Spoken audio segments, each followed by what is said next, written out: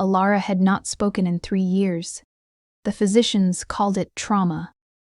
The servants whispered it was grief. Lord Thaddeus Corvain, her husband of those same 3 years, had never asked. She existed in his ancestral estate like a ghost, silent, unseen, moving through corridors he never walked. Their marriage had been a transaction, her father's debts erased, his bloodline preserved. She had signed the papers with trembling hands on her 18th birthday. He had not attended the ceremony. Tonight, the autumn storm clawed at the windows of Corvain Hall. Alara lay in her separate wing, in her narrow bed, surrounded by shadows that seemed to breathe. She had learned not to fear the darkness here. The true emptiness was far more terrifying. The echo of her footsteps in halls where no one waited. The meals taken alone, the husband who looked through her as though she were missed. The dream came without warning. She stood in a vast throne room, its walls black stone veined with silver. A figure sat before her, crowned in darkness, his face obscured. But she knew him. Every cell in her body recognized him with ancient certainty, and she screamed. Not a whisper, not a gasp. A full-throated, soul-deep scream that tore from her ruined voice like a resurrection. Thaddeus. The name she had never heard, the name that should not exist. Alara woke to find her door shattered. Wood splinters littered the floor. The heavy oak door always locked, hung from its hinges in pieces. And in the doorway stood her husband. But he was not the man who had ignored her for 3 years. His eyes burned like winter stars, silver white and terrible. His chest rose and fell with something beyond breath, something primal and barely contained. He wore only dark trousers and a white shirt, unbuttoned at the throat, revealing skin that seemed to glow with an inner coldness. Say it again. His voice was a command that made her bones ache. Alara's hand flew to her throat. No sound came. The scream had been a dream. Only a dream. You spoke. He moved into her room with inhuman grace, each step deliberate, predatory. You screamed a name that has not been spoken in 600 years. A name I buried with my kingdom. A name you could not possibly know. She shook her head, pressing back against her headboard. Her heart thundered so loudly she thought it might escape her chest. Thaddeus, no. Whoever he truly was, stopped at the foot of her bed. In the moonlight streaming through her window, she saw what 3 years of careful distance had hidden. He was not merely handsome. He was otherworldly. Inhuman.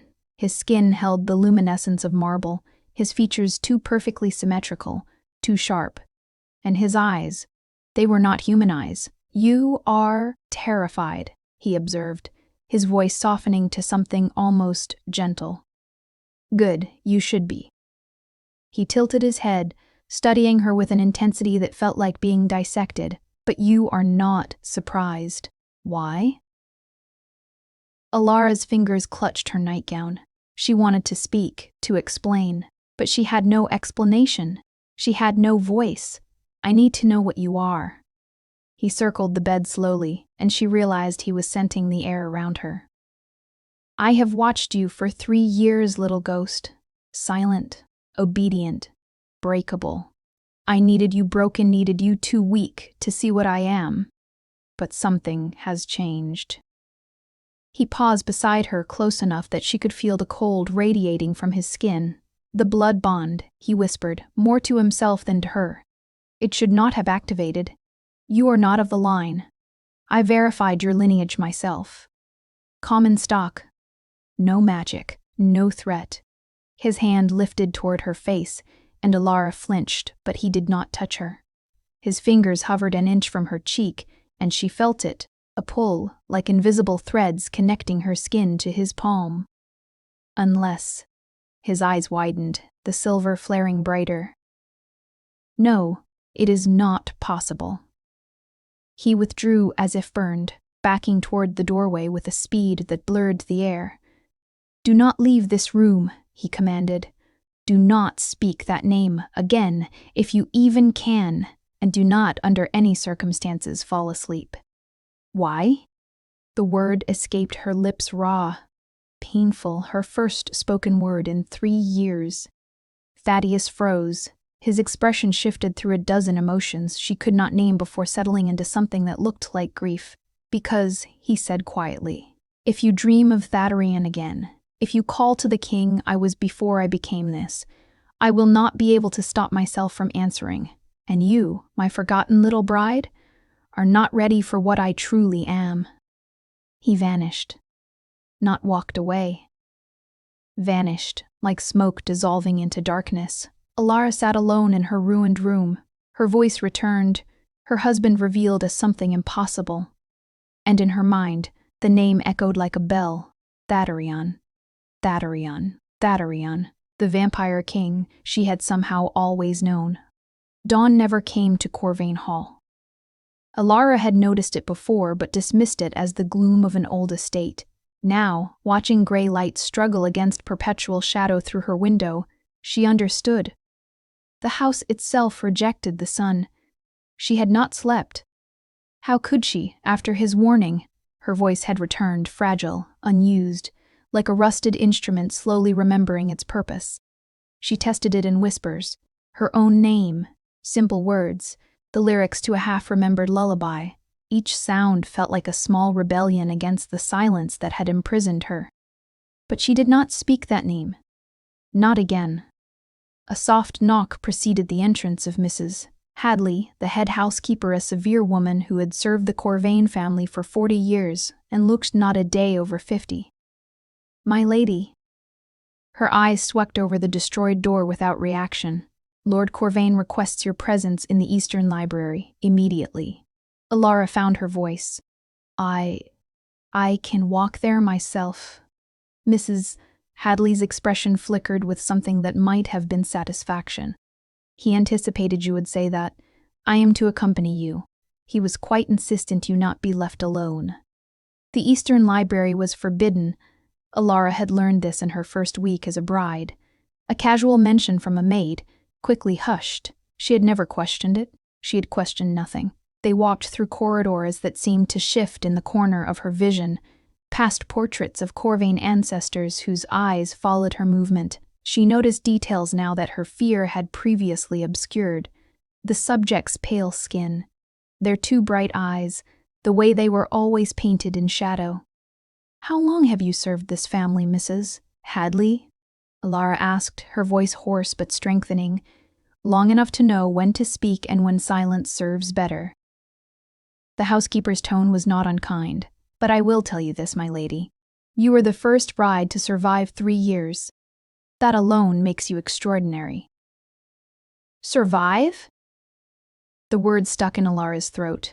They had reached a door of black wood, carved with symbols that hurt to look at directly. He is waiting, Mrs. Hadley said, and left her alone. Alara pushed the door open. The library was vast, impossibly so larger than the wing that housed it. Shelves stretched toward a ceiling lost in darkness, filled with books and scrolls that radiated age. The air tasted of old parchment and something metallic. Blood. Thaddeus stood before a massive fireplace, his back to her. He had changed into formal attire, black waistcoat, perfectly tailored, his dark hair tied back with a silver cord. He looked every inch the lord of the manor, and nothing like her husband. Closer, he commanded without turning. Alara stepped forward, her bare feet silent on cold stone. You want answers. I can feel your questions like a heartbeat against my awareness. He turned, and his eyes were human again, or convincingly disguised as such. Pale gray, not silver. I will give you truth, but truth has a price. What price? Her voice was stronger now. Knowledge cannot be unknown. Once you understand what I am, what this house is, what you have been living within you, cannot return to ignorance. And ignorance, sweet Alara, was the only thing keeping you safe. Safe from what? His smile was terrible and beautiful. From me. He gestured to a chair near the fire. She sat, her hands folded in her lap, her heart racing but her spine straight. She would not cower. I am called Thaddeus Corvain in this age, but I have had many names. Thaddeus Nix was the first, the truest. I was crowned, vampire king, in an era your historians have forgotten. My kingdom spanned from the Carpathian peaks to the Mediterranean shores. I ruled for 300 years before the purge." He moved to a shelf and withdrew a book bound in black leather. When he opened it, the pages glowed with faint silver script. The church, the hunters, the fearful human kingdoms, they united against us. 90% of my kind were destroyed. I survived by doing what I do best. I hid. I became human. I buried my name so deep that even speaking it became impossible for those who knew me. "But I spoke it," Alara whispered. "Yes." His eyes met hers, and she saw centuries of loneliness in them. "You screamed it in your sleep, in a voice that carried power I have not felt since my queen died in the purge." Which raises one very dangerous question. Why do you know that name? "I don't know. Your lineage was investigated before our marriage. You are the daughter of a bankrupt merchant, granddaughter of farmers. No royal blood, no magical heritage, certainly no connection to vampire nobility." He set the book down and approached her chair. "Yet you called to me using the one name that would shatter every protection I have built, the one name that would compel me to answer, regardless of consequence." He knelt before her, his movements fluid and predatory, bringing his face level with hers. "So I ask you, little bride, what are you?" Alara's breath caught. This close, she could see that his skin held no warmth, no pulse beat in his throat. He was a beautiful corpse, animated by something beyond her understanding. "I'm nothing," she managed. "I'm just... no." His hand lifted to hover near her face again, not touching, never touching. "You're the impossible made flesh. You're the mystery that has haunted me for 3 years. I married you thinking you were a convenient cover, a human bride to maintain appearances, but you were never meant to be forgotten." His fingers finally made contact, a whisper-soft touch against her cheek. The world exploded into vision. Alara saw a throne room in ruins, a woman with her face screaming his name as hunters tore through the gates. She saw a ceremony interrupted, a promise broken, a soul torn in half. She saw herself, someone who looked like her, standing before Thaderon with a crown of silver thorns, speaking words in a language she should not understand. "Find me in every life. I will know you by the name you bear." The vision shattered.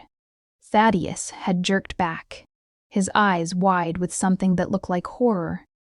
"Seraphine," he breathed. "You are her echo, her reincarnation, my executed queen, returned to destroy me." Alara could not breathe. The name hung between them like a curse, Seraphine. It resonated in her bones, familiar and foreign at once. She wanted to deny it, to insist she was just a merchant's daughter with no past beyond poverty and silence. But the vision had felt like memory. "I am not her," she finally said, her voice trembling. "I am Alara Finch. I have no magic, no past lives, no, you have her face." Thaddeus remained kneeling, his hands now braced on the arms of her chair, caging her in. But his expression held no threat, only devastation. The same bone structure, the same eyes. When you spoke, just now, the cadence was hers. The way you hold your fear inside and present only composure, that was hers too. "Then why did you marry me?" The question emerged sharper than she intended. "If I look like your dead queen, why trap me in this house and ignore me for 3 years?" His laugh was bitter.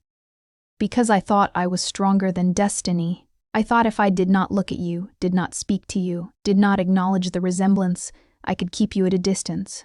You would live a comfortable life, age naturally, and die without ever knowing what you meant to me." "A comfortable prison," Alara said quietly. "Yes." He did not deny it, but the blood bond cares nothing for my intentions.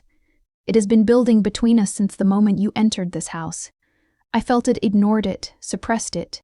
I thought I could resist. But bonds forged in one life do not simply dissolve because we pretend they never existed.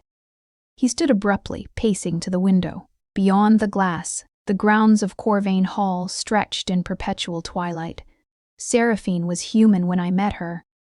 A scholar, brilliant and fearless, she discovered my nature not through fear, but through research. She found me in a library much like this one, bleeding from a hunter's wound I thought would kill me. His voice softened with the memory. She stitched me closed with thread made from her own hair and demanded I teach her the truth about my kind. Not because she wanted power, because she wanted knowledge. Alara listened, her hands clutching the armrests. I refused, she persisted. For 5 years, she haunted my existence, showing up at my estates, sending me letters, challenging my court with questions no human should dare ask. And somewhere in those 5 years, I fell in love with her tenacity. Her mind, her absolute refusal to be afraid of me. What happened to her? Alara already knew the answer, but she needed to hear it. I made her my queen, bound her to me through blood ritual, which should have granted her immortality.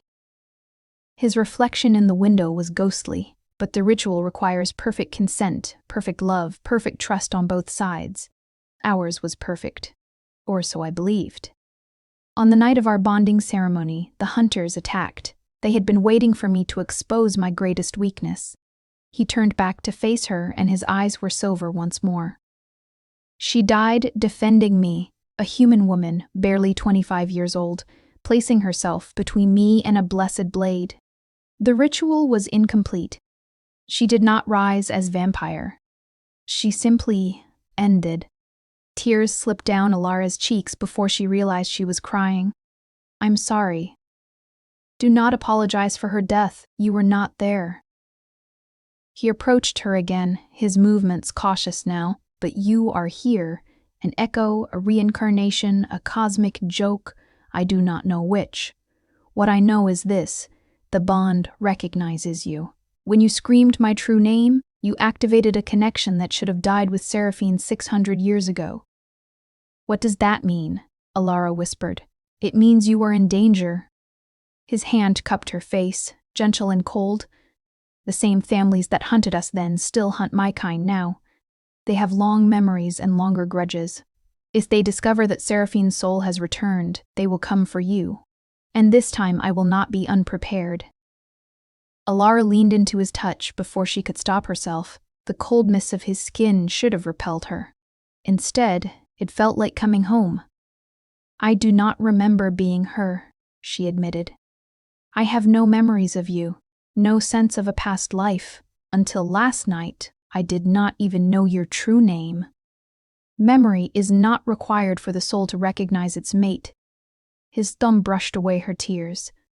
But it complicates everything. Seraphine chose me knowingly. You have not chosen anything. You were sold to me like property. Then give me a choice now, Alara said, her voice steadying. Tell me what this bond means, what it requires, and let me decide if I want it. Thaddeus studied her for a long moment, his expression unreadable. Then he withdrew his hand and stepped back. The blood bond, when complete, ties two souls across time and death. It grants the human partner immortality, strength, and a connection so deep that separation becomes agony. But it requires 3 exchanges: blood, vow, and consummation. We have completed none of these. Alara's cheeks flushed. And if I refuse, then you remain human. You age, you die, and I endure another 600 years alone, knowing I had a second chance and lacked the courage to take it. That is not fair, she protested. You are asking me to choose between my humanity and your loneliness. I am asking you to choose nothing yet. His tone gentled. I am asking you to stay, to learn what I am, to understand what this bond offers, and when you have true knowledge, make your decision.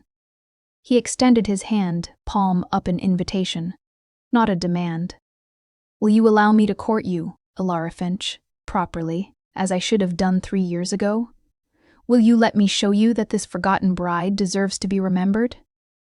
Alara looked at his outstretched hand, at the man the vampire who had ignored her for years, but now gazed at her like she was salvation itself. She thought of her silent years, her invisible existence, the loneliness that had carved her hollow, and she thought of the vision. A woman screaming a name with absolute certainty, with love that transcended death itself. Slowly she placed her hand in his. His fingers closed around hers, cold and strong. "Then let us begin," Thaddeus whispered, "by teaching you who you once were." The Eastern Library became Alara's world. Each night for Thaddeus only truly woke after sunset he taught her. Not about vampire lore or ancient kingdoms, but about Seraphine. He produced journals written in elegant script, letters sealed with wax that still smelled of roses after 6 centuries, sketches of a woman whose face was indeed Alara's own. She documented everything, Thaddeus explained on their 3rd evening together, handing her a leather-bound diary. Her observations of my kind, her theories about blood magic, her attempts to understand immortality through logic rather than fear. Alara traced the handwriting with careful fingers. The words were hers, not in familiarity, but in some deeper recognition. She could almost feel the pen in her hand, the excitement of discovery. "She was not afraid of you," Alara observed. "No, she was afraid for me." He sat across from her, firelight casting shadows across his aristocratic features. "She feared I would be discovered, that my kingdom would fall. She spent her last years trying to find a way to protect vampire kind from extinction. Did she succeed? She created the theory.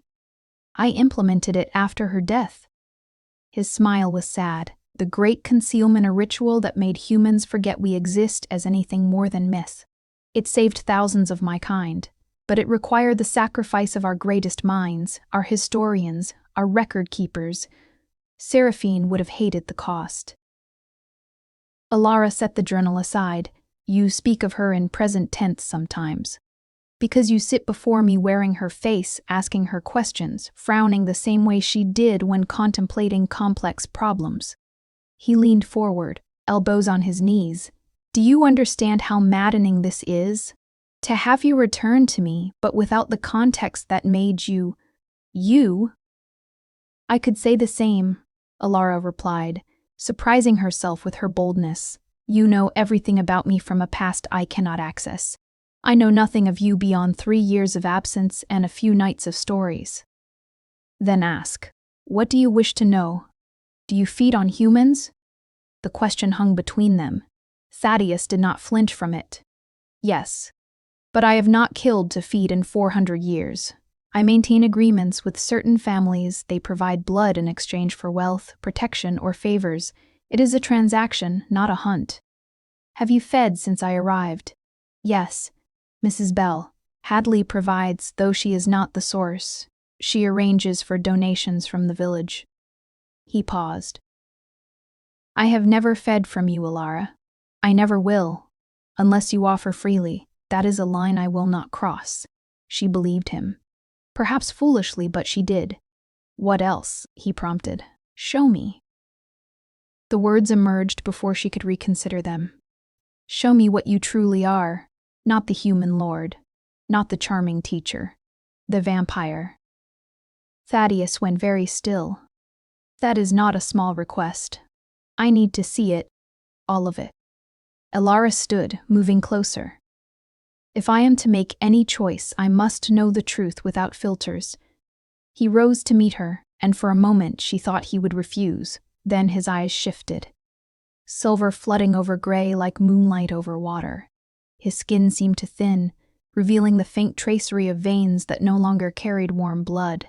When he smiled, his canines extended into delicate, lethal points. But it was his presence that truly changed. Power radiated from him like cold fire.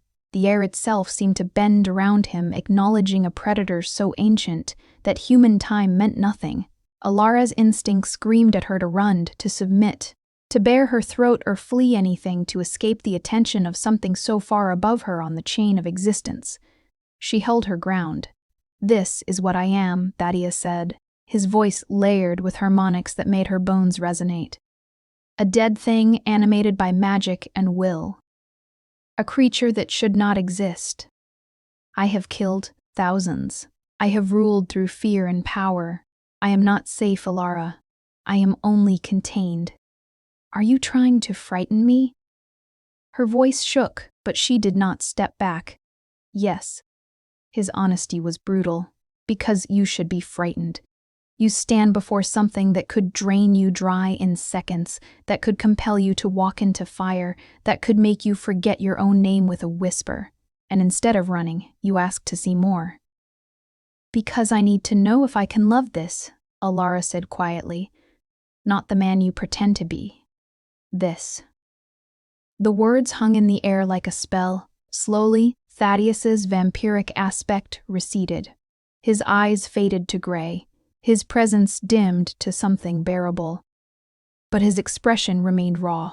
You would try to love a monster? Seraphine did. Seraphine was extraordinary. Then perhaps, Alara said, her heart pounding, she still is. Thaddeus closed the distance between them in a single fluid motion. His hands framed her face, cold and gentle. I want to kiss you, he confessed, his voice rough. I have wanted to since the moment you screamed my name. But I will not yet, when I kiss you, Alara. It will not be because you look like her. It will be because you are you whoever you become in this life. Do you understand? She nodded, her breath catching. Good. He released her, stepping back with visible effort. Now, there is something you must see, something I have kept from you. He led her deeper into the library, past shelves that seemed to multiply in the darkness, until they reached a door hidden behind a tapestry. Beyond this, he said, is the archive of our bonding ceremony. Everything that happened the night Seraphine died. If you wish to truly understand, you must witness it. Will it hurt? Alara asked. Yes. His honesty was becoming familiar. But you are stronger than you believe. Stronger than I gave you credit for. He opened the door. Beyond lay a chamber lit by candles that burned with silver flame. In the center stood a mirror, but not for reflection. Its surface swirled with images, memories preserved in glass and magic. This is blood memory, Thaddeus explained. The ritual preserves the moment of greatest trauma. I have not viewed it in 600 years. But if you wish to know who Seraphine was, who you might have been, watch. Alara approached the mirror. In its depths, she saw herself crowned in thorns, saw Thaddeus younger and terrible, saw their hands joined over a silver chalice, saw the doors burst open and hunters pour through, saw herself turn and run not away but toward the threat, saw the blade pierce her heart, and heard her final words spoken in a voice that was and was not her own. Find me. I will return. I will always return. The mirror went dark. Alara collapsed to her knees, tears streaming, as the weight of a promise 600 years old settled into her soul. Alara woke in her bed with no memory of how she had arrived there. The vision from the blood mirror haunted her not as nightmare, but as truth slowly integrating into her consciousness. She remembered the feeling of the blade, the coldness spreading through Seraphine's chest, the desperate need to protect Thaddeus even as life fled.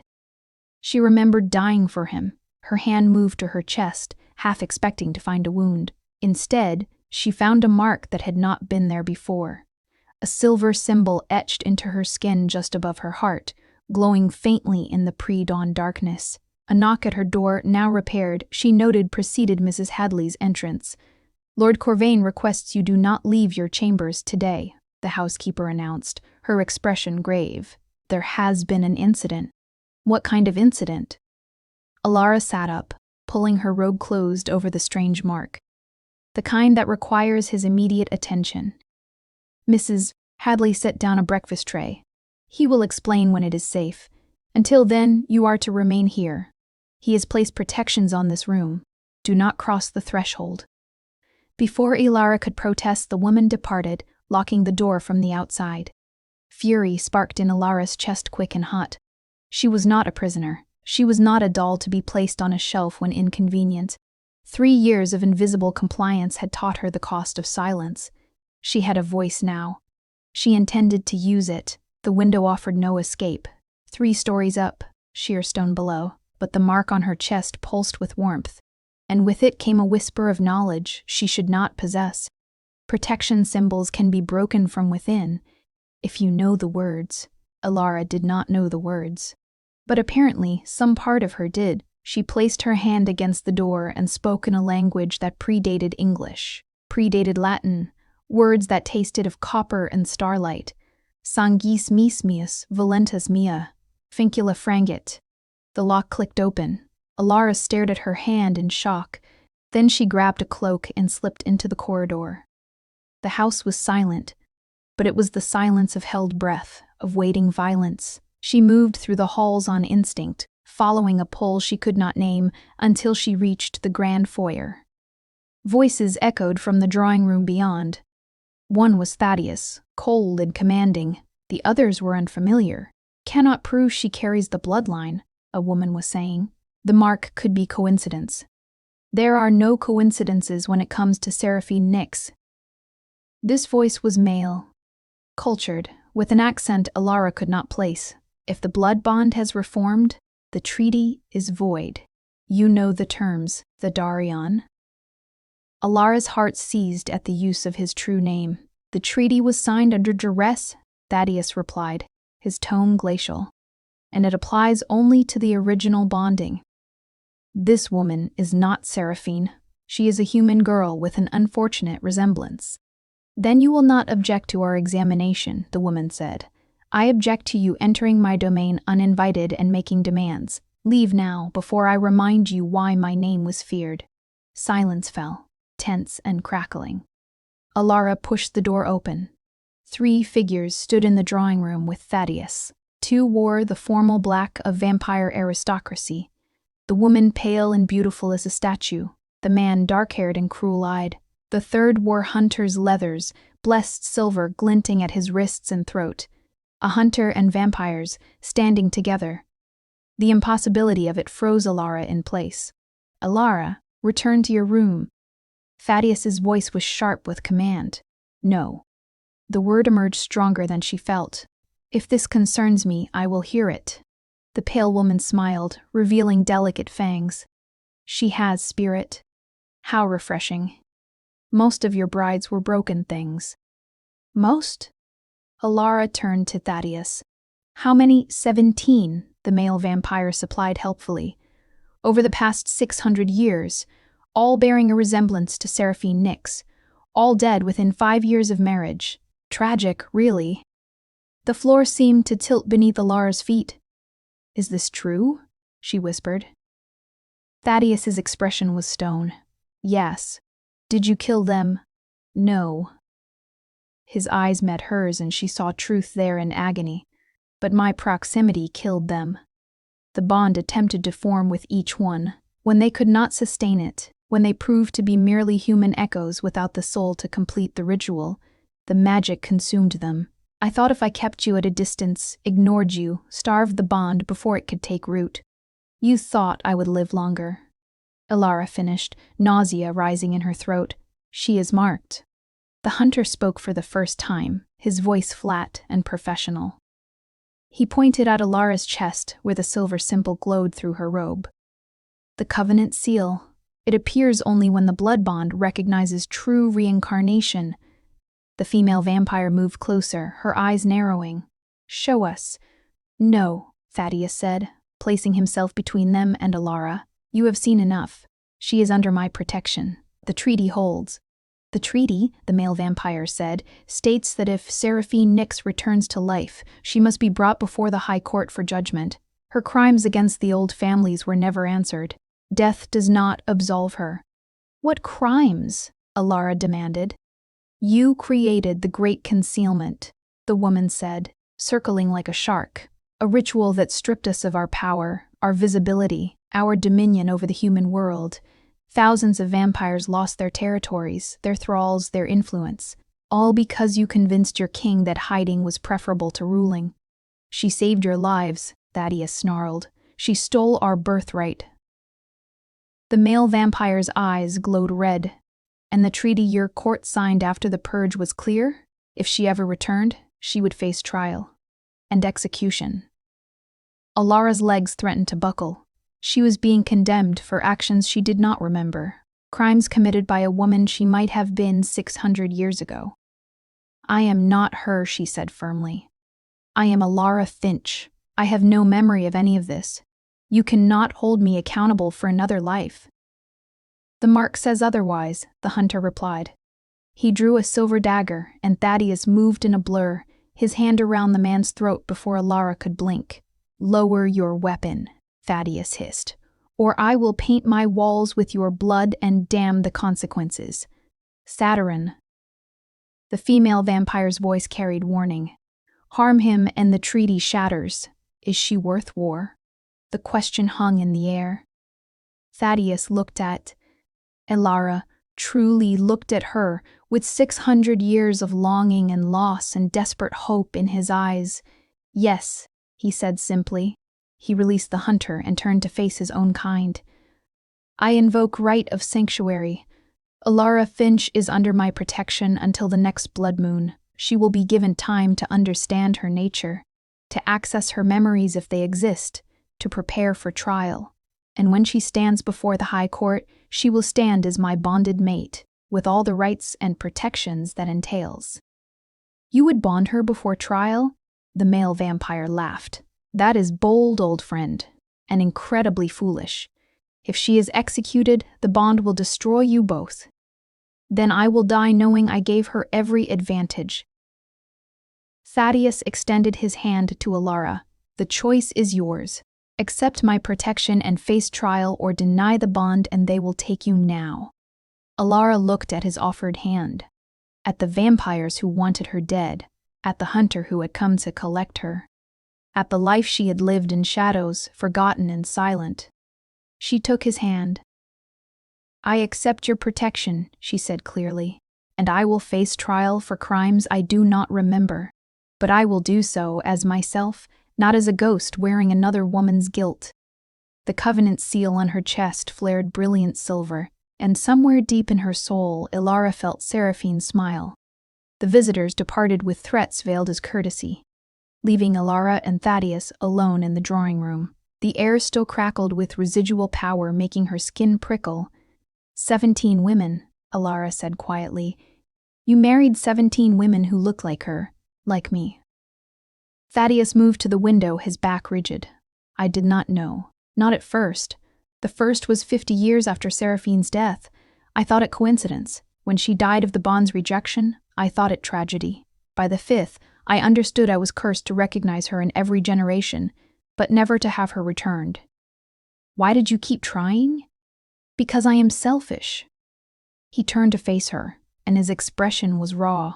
Because each time I hoped, I thought perhaps this time the soul would be strong enough, complete enough. Instead, I watched them wither. Some lasted months, others years. All of them died knowing I could not love them as they deserved, because they were echoes of someone else. Alara's anger warred with compassion. And me? Was I meant to be the 18th failure? No. He crossed to her in 3 long strides. You were meant to be my penance. I married you intending to never touch you, never acknowledge you, never allow the bond to form. I thought if I starved it from the beginning, you would live a full human life. I would suffer your presence as punishment for my inability to let Seraphine go. That is monstrous, Alara whispered. Yes. He did not deny it. I am monstrous. But you changed everything. You survived 3 years where others survived mere months. You endured my neglect without breaking, and then you squeamed my true name and activated a bond that should have been impossible. Because I am her, Alara said, the words bitter on her tongue. The seal proves it. The seal proves you carry her soul's imprint. It does not make you her. Thaddeus lifted his hand to her face, his touch feather light. Seraphine was a scholar, fearless and brilliant. You are a survivor, quiet and resilient. You share a soul, perhaps, but you are not the same woman. Then who am I? That, he said softly, is what we have until the blood moon to discover. The blood moon. 4 weeks away. Tell me about the trial, Alara said. What will they do to me? Thaddeus's jaw tightened. The High Court consists of the oldest vampire families, those who survived the purge. They will examine you, test your memories, determine if you truly are Seraphine reborn. If you are, they will demand you answer for the great concealment. And if I am found guilty? Execution, true death. A blessed silver blade through the heart, followed by burning. No possibility of return. Alara's hand moved to her chest, to the mark that condemned her. There must be a way to fight this. There is. Thaddeus caught her hand, holding it against the seal. Complete the blood bond. If you are fully bonded to me, you gain status as vampire royalty. They cannot execute you without going through me. And killing a vampire king would restart the very war the treaty was meant to prevent. But you said the bond has killed the others, that they could not sustain it. Because they were not truly Seraphine. Their souls could not bear the weight of a bond forged across lifetimes. His eyes searched hers. But you are different. The seal recognizes you. Your soul is strong enough, or it would not have marked you. You want me to risk my life on that belief? I want you to have a choice, Thaddeus said. You can refuse the bond, face trial unbonded, and hope the court shows mercy. Or you can complete the ritual, accept immortality, and stand before them as my equal. What do you want? Alara asked. His answer was immediate. I want you alive. Everything else is negotiable. The honesty of it struck her. He was not demanding, not compelling, not using his power to influence her decision. He was simply offering. Tell me what the bond requires, Alara said. All of it. 3 exchanges, Thaddeus explained. First, blood, a mutual feeding that creates the initial connection. Second, vow, words spoken in the old tongue, binding our fates. Third, consummation, physical union that seals the bond permanently. Alara's cheeks flushed, but she did not look away. And if we complete only part of it? Partial bonding is possible but dangerous. Each exchange strengthens you, grants you some of my power, some of my immortality. But incomplete bonds can fracture. They can drive both parties mad with unfulfilled need. The other brides, did you bond with them? I attempted the first exchange with 3 of them. All 3 died within days. Their bodies could not handle vampire blood. It burned them from within. His voice was heavy with old guilt. I stopped trying after that. I could not watch another woman scream as her veins turned black. Alara shuddered. But you think I am different. I know you are different. You bear the seal. You spoke my true name. You are standing here asking questions, when by all rights you should have fled screaming the moment you learned what I was. He smiled sadly. You are extraordinary, Alara, with or without Seraphine's soul. The words settled into her heart like warmth. I need time, Alara said, to think, to decide. You have until the blood moon, but Alara. He caught her hand. We should complete the first exchange soon. It will grant you protection, strength. If the court's agents return, if they try to take you by force, you will need every advantage. Will it hurt? Yes, he said honestly. Transformation always does. But I will be with you. I will not let you face it alone. Alara nodded slowly. Tomorrow night, give me 1 day to prepare myself. Tomorrow night? Thaddeus agreed. He lifted her hand to his lips, not quite kissing it, but close enough that she felt the coolness of his breath against her skin. You are brave, little bride. Braver than I deserve. I am terrified, Alara corrected. Yes, he said. But you are terrified and standing your ground. That is the very definition of courage. He left her then, disappearing into the shadows of the house. Alara stood alone in the drawing room, her hands still tingling from his almost kiss, the seal on her chest glowing faintly beneath her robe. 17 women before her had died trying to complete this bond. She had 1 month to succeed where they had failed. And somehow, impossibly, she wanted to try. The night of the first exchange arrived with the weight of ceremony. Thaddeus had prepared a chamber Alara had never seen. Circular room at the heart of the house, its walls carved with symbols that seemed to breathe. Candles burned with silver flame, casting no smoke. The air tasted of ozone and old magic. This was the original bonding chamber, Thaddeus explained as he led her inside, where Seraphine and I attempted the ritual 600 years ago. The magic here is ancient, designed to support the transformation. Alara wore a simple white dress at his instruction. Nothing binding, nothing that would restrict if her body began to change. Her hair hung loose down her back. She felt like a sacrifice. Perhaps she was. "Are you certain?" Thaddeus asked for the third time. He had asked at sunset, again at moonrise, and now as they stood in the chamber's center. "No," Alara admitted. "But I am choosing this." "That matters." He smiled. A real smile. Small and genuine. "Yes, it does." He had dressed formally, black trousers, white shirt open at the throat, no shoes. He looked younger like this, less the ancient lord and more the man he might have been before immortality claimed him. "We will take this slowly," he said, guiding her to a low couch cushioned in dark velvet. "The exchange must be mutual. You will drink from me, and I from you. The magic requires balance." "Will you lose control?" Ilara's voice wavered. "No." His answer was firm. "I have fed on thousands in my existence. I know how to take without harming, and with you." He cupped her face gently. "I would rather die than cause you pain I could prevent." She believed him. Thaddeus sat beside her, his thigh touching hers, his presence overwhelming in the intimate space. "Give me your wrist." Alara extended her arm, her pulse hammered visibly beneath pale skin. "I will pierce the vein here." His finger traced the path. "It will hurt for a moment, then the venom in my saliva will numb the pain. You will feel euphoria, warmth, a sense of floating. Do not fight it. Let the sensation carry you." "And when it is my turn?" Alara asked. "I will guide you."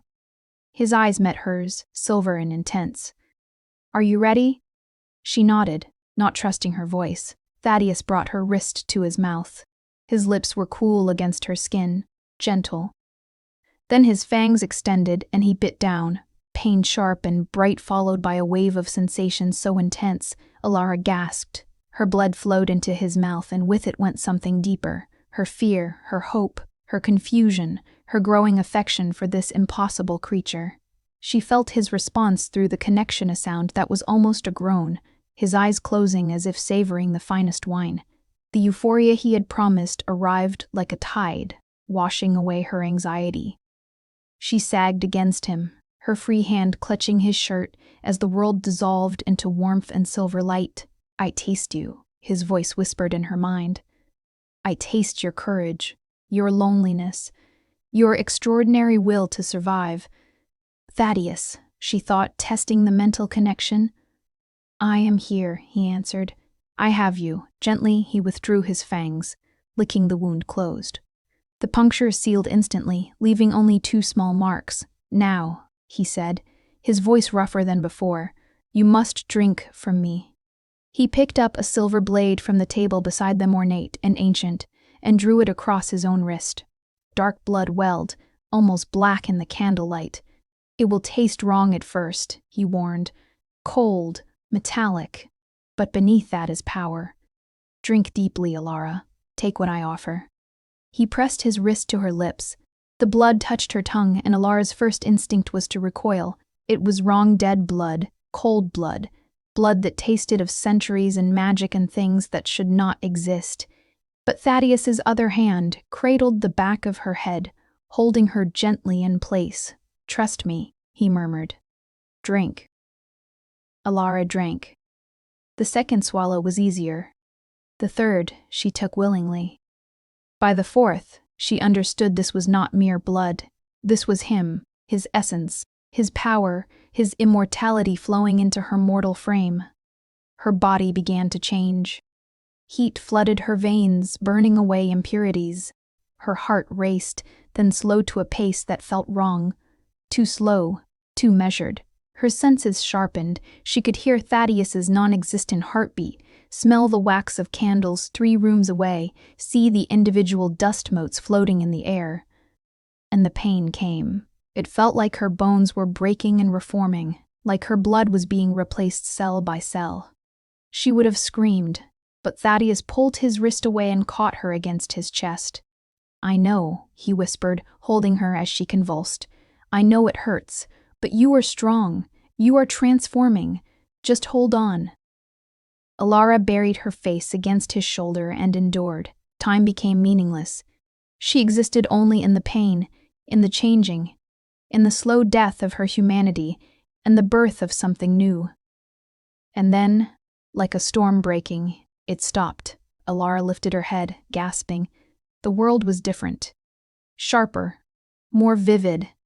She could see the individual fibers in Thaddeus's shirt, count his eyelashes, feel the minute currents of air moving through the chamber.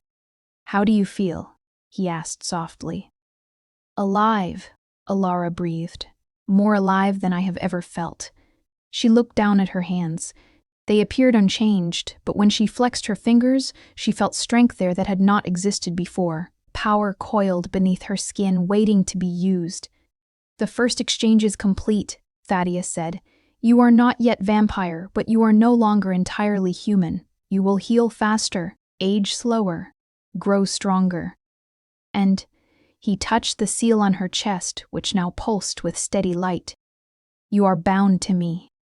I will feel you, always, your pain, your joy, your presence in the world." "And I will feel you?"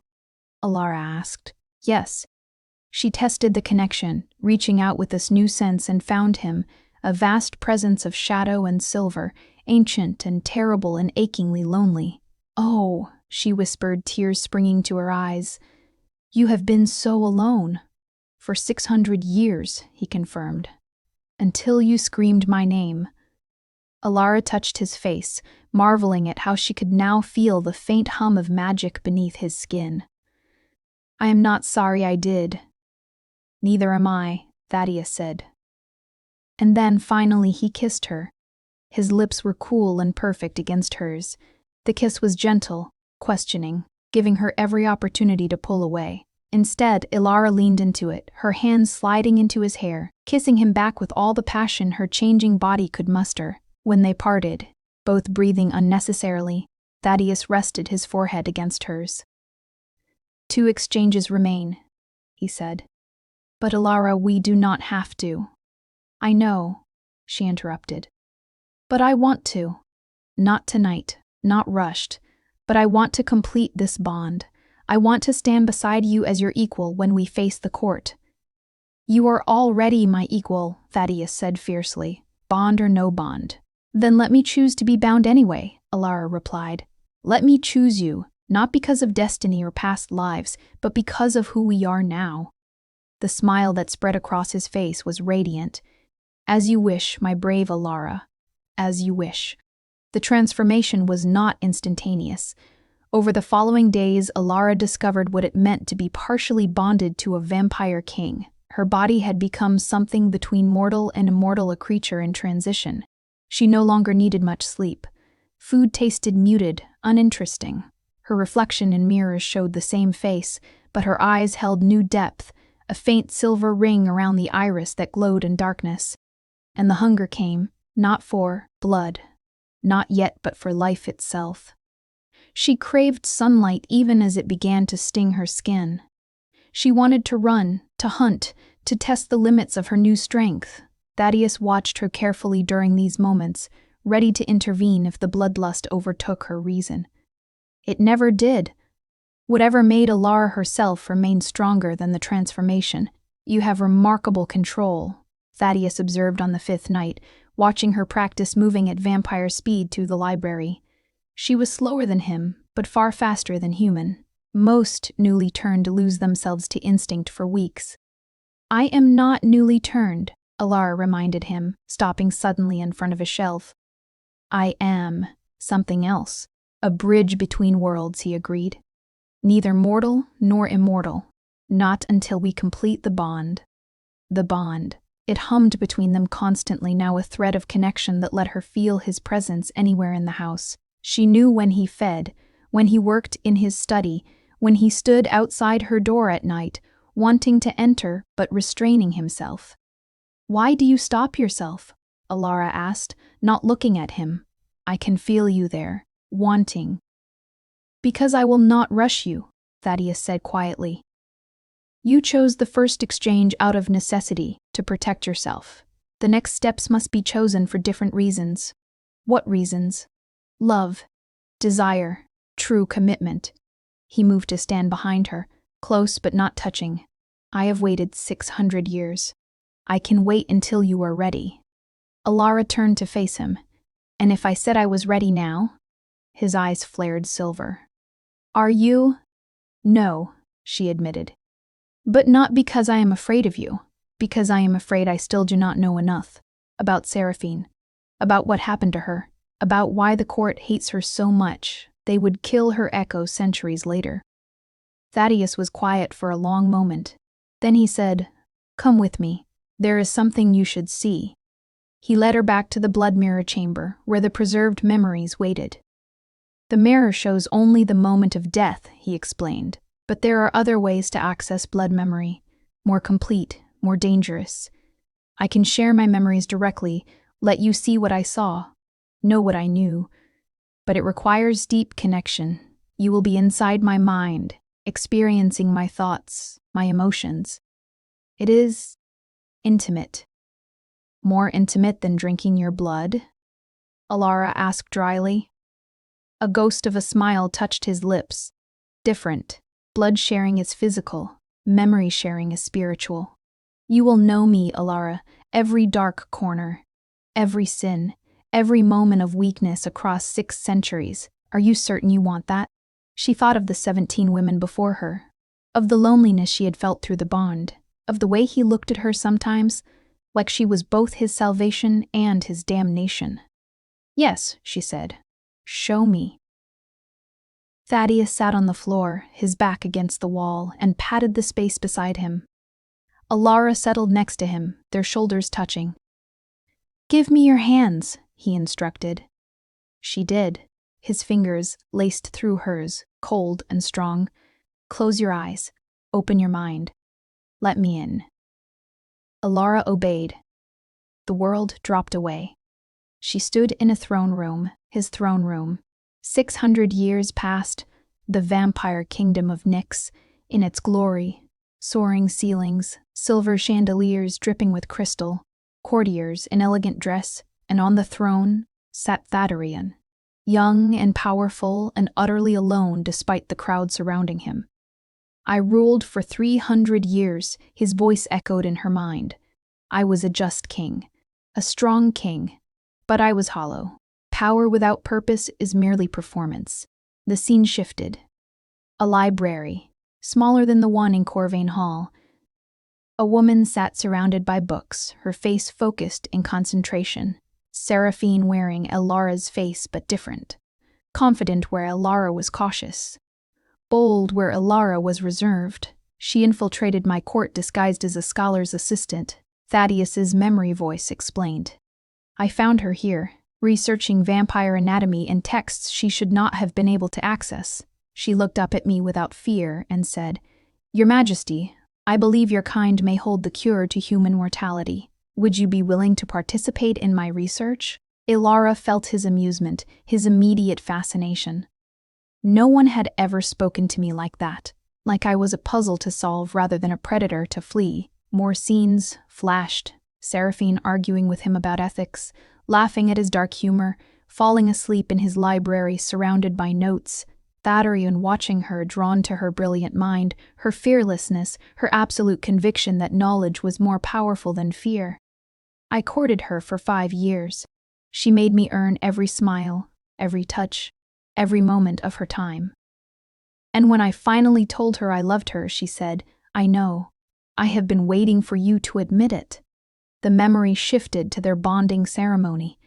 Seraphine in silver and white, crown of thorns on her head, speaking vows in the old tongue, the power that surged between them as they joined hands over the chalice. The certainty that they were meant for this, that no force in existence could separate them. Then the doors exploding inward, hunters and rival vampire lords united in their hatred. The battle that followed, brutal, bloody, chaos. Seraphine running toward the threat, shouting words in the old tongue, trying to activate a protection ritual. The hunter's blade finding her heart before she could finish. Alara felt Thaddeon's rage, his anguish as he tore through the attackers, felt his desperation as he knelt beside her dying body, trying to force his blood between her lips, trying to complete the bond that might save her. But she was already gone. "Find me," Seraphine whispered with her last breath. "I will return. I will always return. And when I do, finish what we started, no matter the cost." The memory released Alara suddenly, and she gasped, tears streaming down her face. "She loved you," Alara whispered, "so much it transcended death." "Yes." Thaddeus's voice was raw. "And I loved her enough to wait 600 years for her to keep that promise." Alara turned to look at him. Really look at him. She saw the weight of centuries, the accumulated grief, the desperate hope that she might truly be Seraphine returned. "I am not her," Alara said gently. "I carry her soul, perhaps. I wear her face. But I am not the woman you loved. I know." Thaddeus touched her cheek. "And that is why I can love you. If you were simply Seraphine reborn, I would be loving a ghost. But you are Alara stubborn, where she was bold, quiet where she was loud, surviving where she was thriving. You are a different woman, forged by different circumstances, and I find myself falling in love with you, not the echo of her." The word struck Alara's heart like an arrow. "You love me?" she whispered. "I am beginning to," he admitted. "Is that acceptable?" Alara laughed through her tears. "Yes, it is acceptable." She leaned forward and kissed him, tasting salt and sorrow and something that might be joy. When they parted, she said, "The second exchange, the vow. I want to speak it. Not tonight, but soon. Before the blood moon, before the trial." "Why?" Thaddeus asked. "Because Seraphine asked you to finish what you started. And I think—" Alara touched the seal on her chest. "I think part of finishing it is choosing it freely. Not out of necessity, not because of destiny, but because we want to." Thaddeus pulled her into his arms, holding her as if she were precious. "Then we will speak the vows," he promised, "and you will stand before the high court, not as a condemned echo, but as my bonded queen." In the darkness of the memory chamber, wrapped in the arms of an ancient vampire king, Alara finally understood what Seraphine had known all along. Some loves were strong enough to defy death itself. The blood moon was 2 weeks away when Alara decided she was ready. She had spent the intervening days learning what she could of vampire politics, studying the old texts in Thaddeus's library, understanding the charges that would be brought against Seraphine against her at trial. The Great Concealment had not simply hidden vampires from human awareness. It had fundamentally altered the balance of power. Ancient families lost their human thralls, their territories, their ability to rule openly. Many had been forced into hiding, diminished, reduced to shadows of their former glory. They blamed Seraphine for their fall. "They are not entirely wrong," Thaddeus admitted when Alara confronted him about it. "The concealment saved vampire kind from extinction, but it came at a cost. Seraphine knew this. She argued it was better to survive in shadow than die in light. Not everyone agreed." "And if I am found guilty?" Alara asked. "If the court decides her crime warrants my death, then I will start a war," Thaddeus said simply. "And this time, I will not lose." The certainty in his voice should have frightened her. Instead, it filled her with warmth. "Let us hope it does not come to that," Alara said. Now, standing in the bonding chamber once more, dressed in a gown of deep blue velvet that Thaddeus had commissioned for this moment, Alara felt the weight of her choice. The second exchange, the vow would bind their fates irrevocably. If one died, the other would follow. If one suffered, the other would feel it. They would be two halves of a single whole for whatever remained of eternity. "You can still refuse," Thaddeus said, though his eyes betrayed his hope that she would not.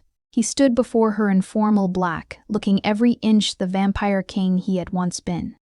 There is no shame in choosing a different path. I am not refusing, Alara said firmly. I am choosing this. I am choosing you. She had written her vows carefully, with Thaddeus's help.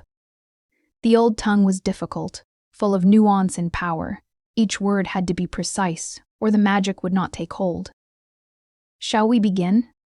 Thaddeus asked. Alara nodded. They knelt facing each other on the stone floor, the silver flames of the candles casting dancing shadows around them. Between them lay a silver chalice filled with wine mixed with both their blood, the physical representation of their bond.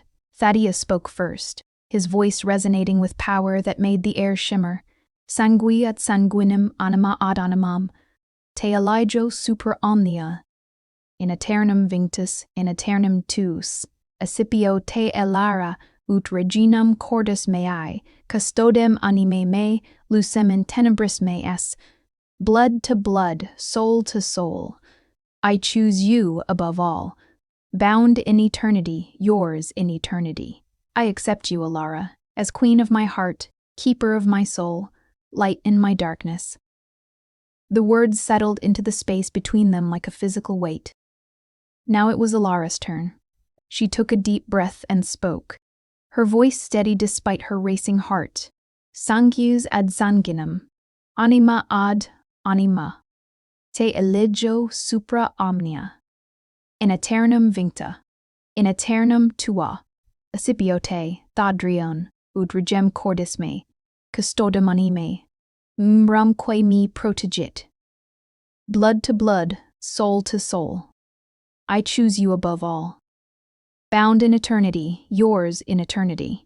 I accept you, Thadrion, as king of my heart, keeper of my soul, shadow that protects me. The moment the final word left her lips, power exploded through the chamber. The silver flames whirred upward, bathing them in cold fire.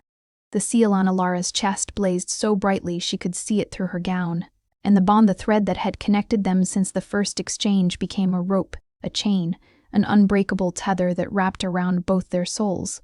Alara gasped as she felt him fully for the first time, his ancient power, his deep loneliness, his fierce love, his terrible fear of losing her again.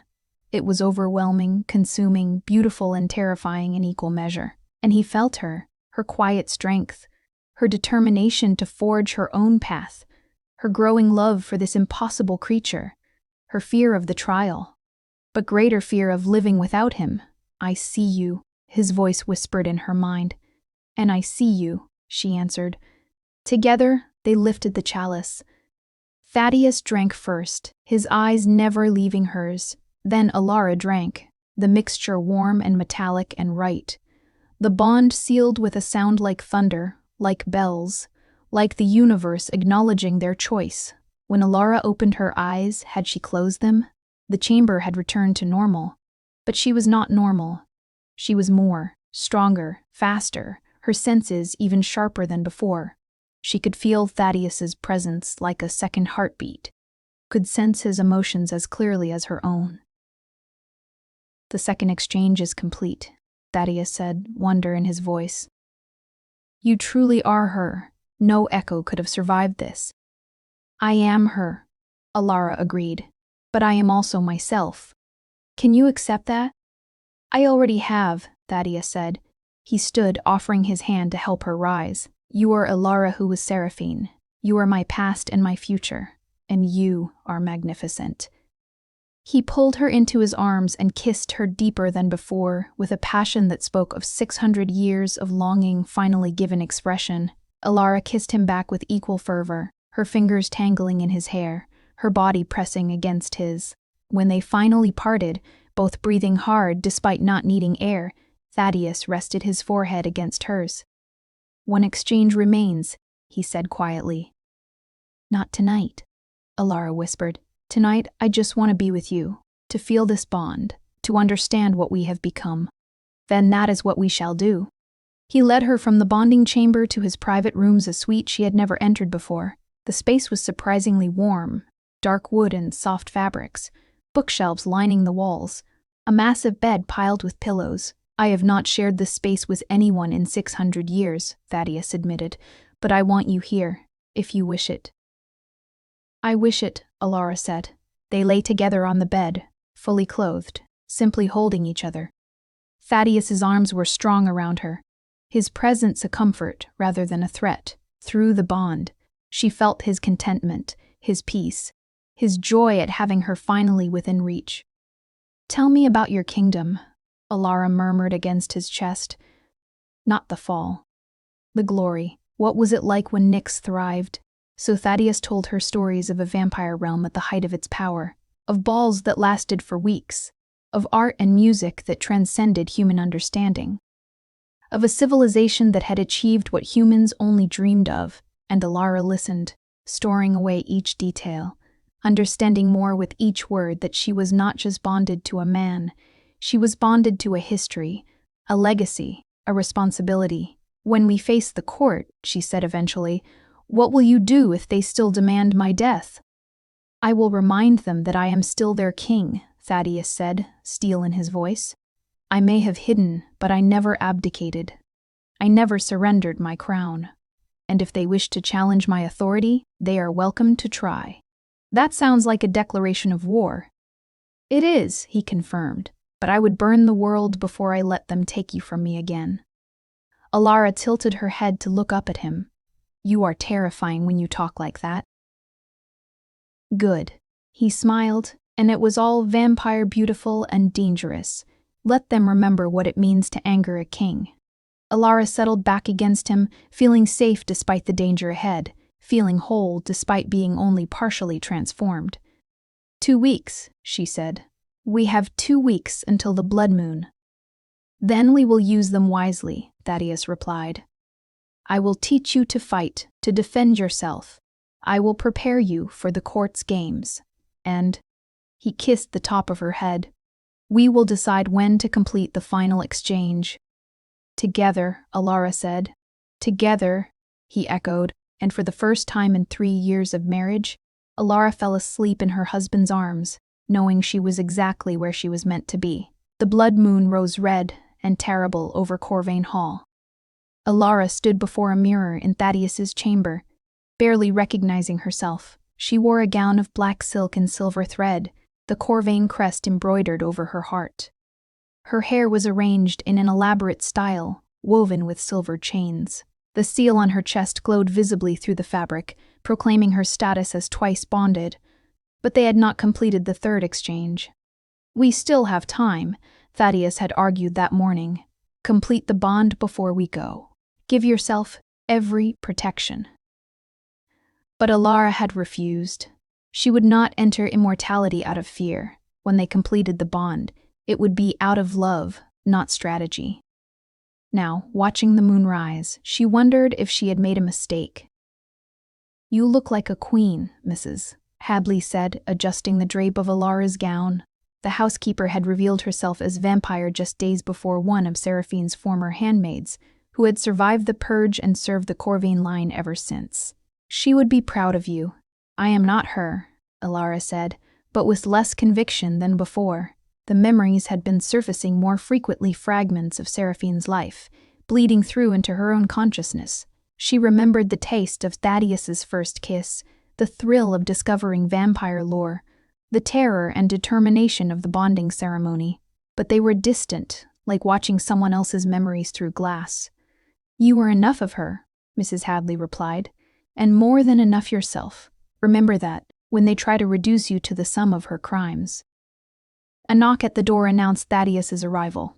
He entered dressed in formal regalia, black coat with silver embroidery, the crown of Nyx resting on his dark hair, an ancient thing of silver thorns and black diamonds that seemed to drink the light. He looked like the vampire king he had been. He looked terrifying. They have arrived, he said, his voice formal. Then, seeing her expression, his tone softened. Are you ready? No, Alara admitted. But I will not hide. He crossed to her and took her hands. Through the bond she felt his pride, his fear, his love.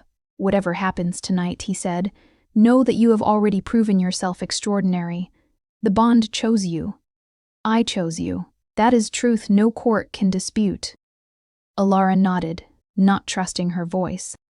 Together they descended to the great hall, which had been transformed for the trial. The high court had arrived, 12 vampires representing the oldest bloodlines, seated in chairs that resembled thrones. Witnesses filled the gallery, vampires of various ages and ranks, all here to see justice done. Or vengeance claimed. At the center stood the pale woman and dark-haired man from before Lady Morgaine and Lord Valerius, the court's chief prosecutors. The hunter was absent. Humans were not permitted in vampire trials. Daria Nyx, Lady Morgaine said, her voice carrying through the hall.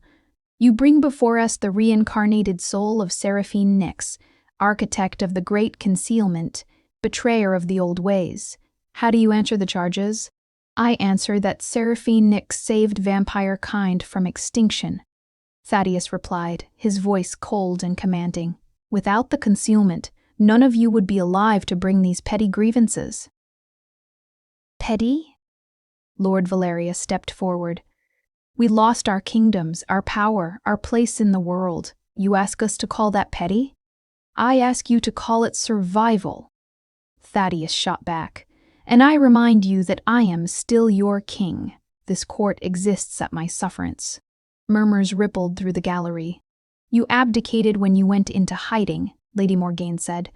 The crown of Nyx is ceremonial now. You have no authority to. I abdicated nothing. Thaddeus's voice cut like a blade. I adapted. I survived. As did all of you, thanks to the ritual Seraphine created. If you wish to challenge my authority, Lady Morgaine, I invite you to try.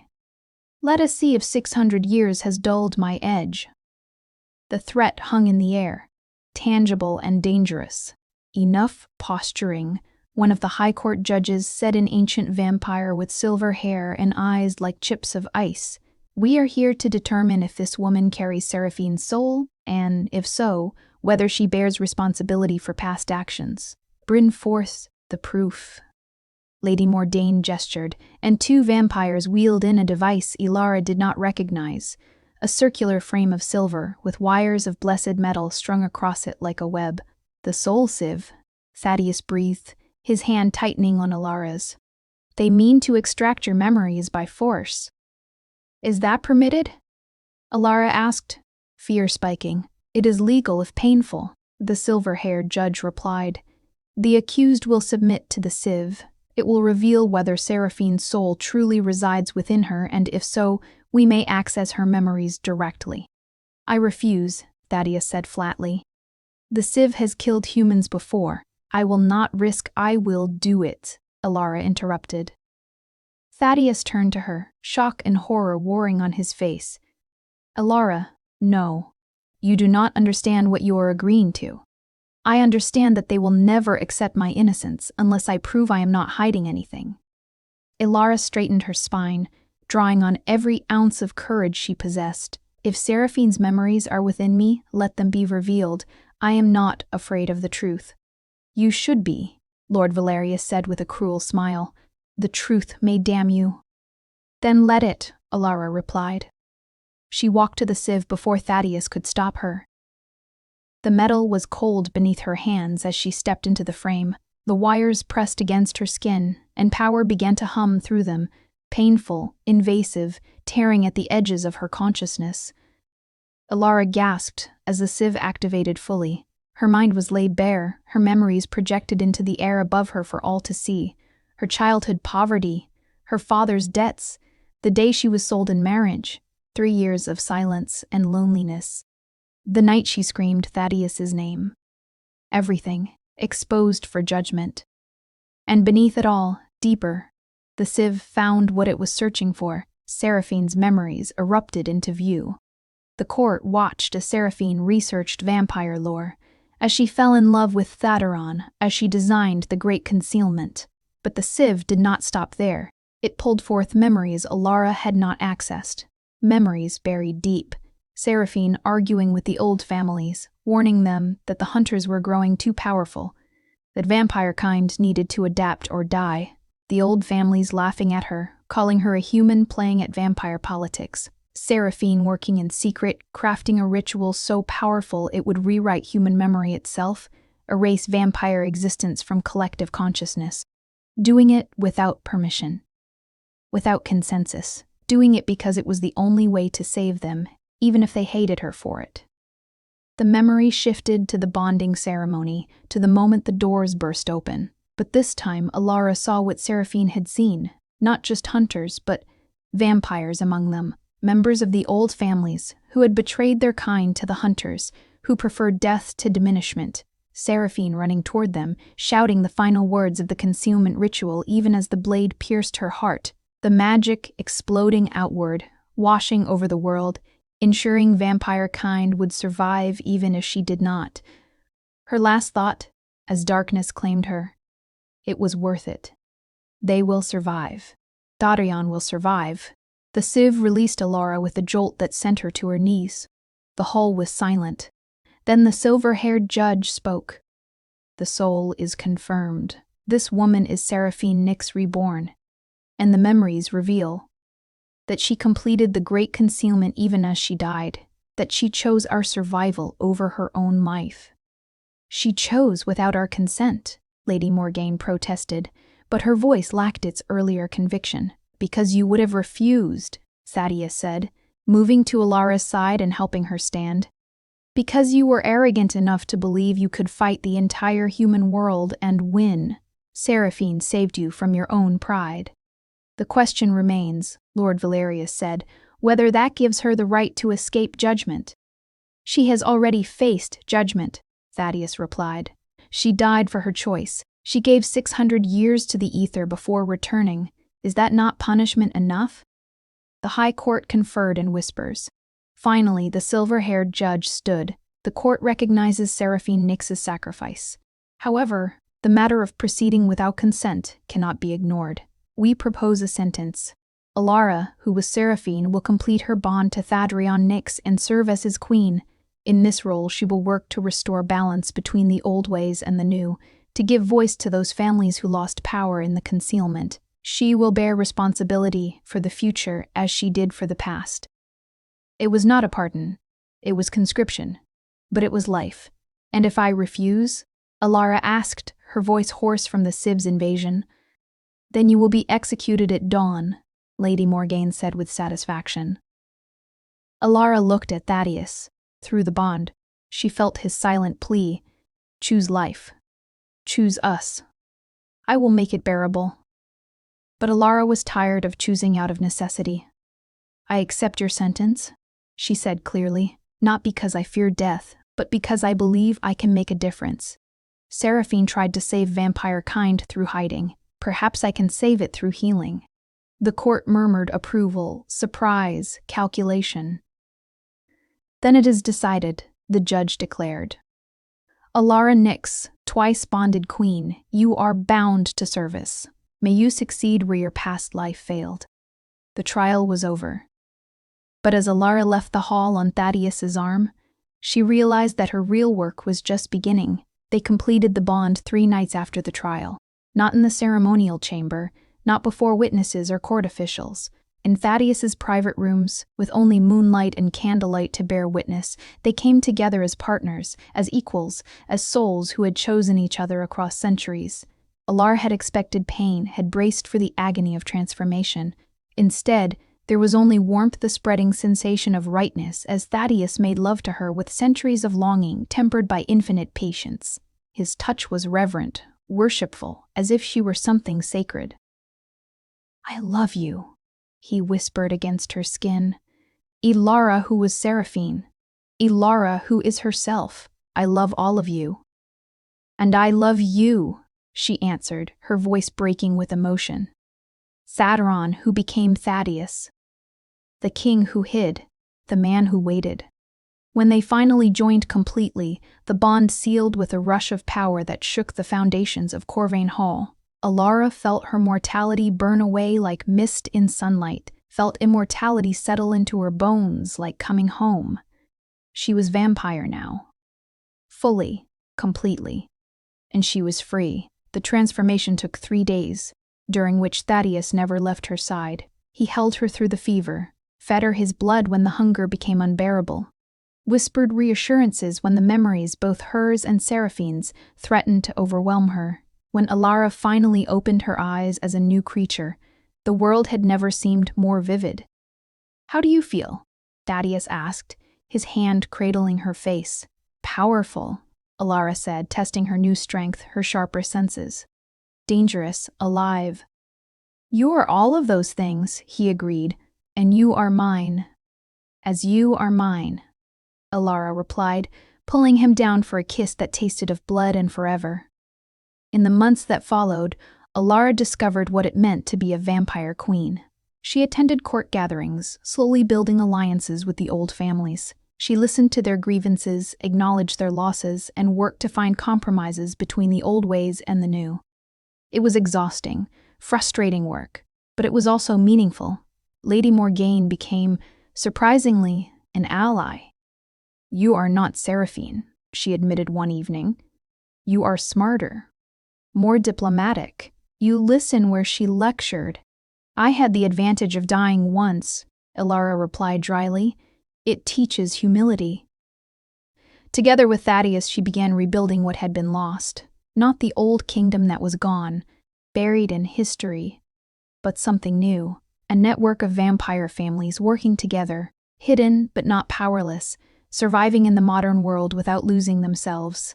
And at night, when the work was done, she returned to Thaddeus's arms and remembered what it was to be loved.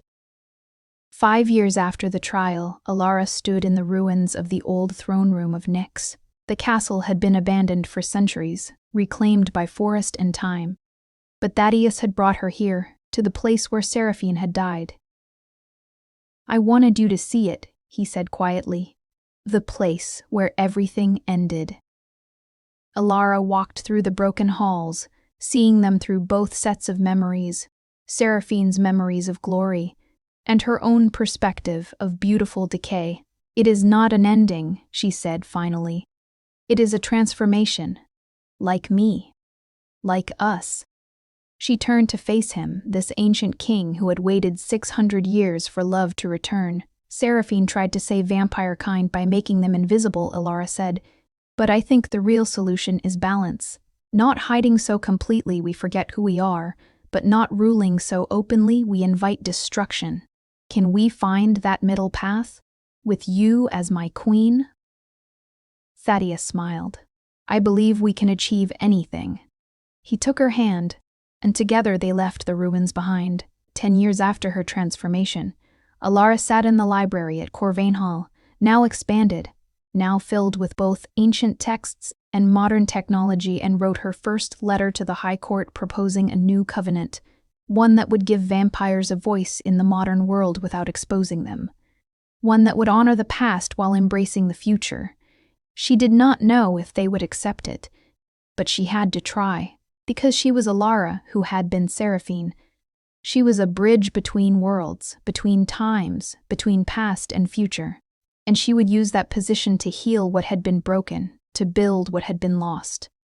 Thaddeus entered the library, moving to stand behind her chair, his hand settled on her shoulders, familiar and beloved. "Still working?" he asked. "Always," Alara replied, leaning back against him. "We have eternity now. I intend to use it well." "As do I," he said, pressing a kiss to the top of her head, "starting with reminding my wife that even immortals need rest." Alara laughed, setting down her pen. "Is that a royal command?" "It is a husband's request," Thaddeus replied, pulling her to her feet. "Come to bed, my queen.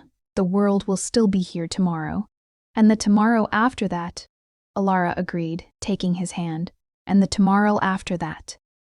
They left the library together, king and queen, vampire, 2 souls bound across time and death. Outside, the blood moon rose red and beautiful over Corvain Hall. But Alara no longer feared it. She had faced trial. She had chosen love. She had accepted responsibility for both her past and her future. And she had eternity to make it all worthwhile. In the darkness of Corvain Hall, in the privacy of their shared chambers, Thaddeus held his wife close and whispered, "Thank you for coming back to me." "Thank you for waiting," Alara whispered back, and in the space between heartbeats that no longer beat, between breaths that were no longer necessary, they found what they had been searching for across 600 years: peace, love, home. The mute girl who had screamed a forgotten name in her sleep had become a queen who spoke for the voiceless. The vampire king who had buried his name in shame had reclaimed his crown through love, and together they would write a new story, one where the ending was not death, but eternal dawn. The end.